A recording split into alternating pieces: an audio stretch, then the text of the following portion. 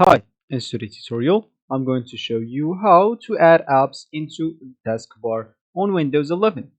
So first of all, of course, all you need to do, just go and open your PC that contains, of course, the Windows 11. And of course, if you are a Windows 10 user, you can just go into your settings and upgrade into Windows 11 for free. Of course, once you run the installation, you can of course run the installation into the background of your PC if you want to use your PC in the meanwhile. And once the installation finished, you will be notified to restart or to reboot your PC.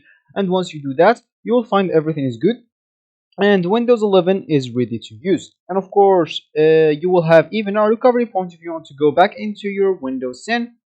But I bet that you will like Windows 11 as well. So, as we said, we would like to add apps to Taskbar, or as we said, pin apps into Taskbar. Of course, you cannot just pin apps, you can pin even files, documents, or other stuff if you want.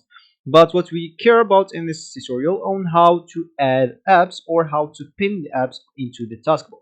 So the first thing that you want to do is just look for the app that you want to pin or to add on the taskbar. So for me, as an example, I'm going to click add the Windows key on my keyboard to open the search here. And here, let's say as an example, I'm going to look for Microsoft Word. Microsoft Word. And as you can see, here's it. Now, if I want to pin it into the taskbar, I can use this options from here, or I can right click and click add pin to start. Of course, to taskbar. Of course, you can even pin it into the start, and the start menu is this. So if you want to pin it into the taskbar, you can just go from here, as I said. So click add pin to taskbar, and as you can see, it's added to the taskbar, even it's now open. So this will be actually for this tutorial. I hope you like it. Thank you guys for watching, and goodbye.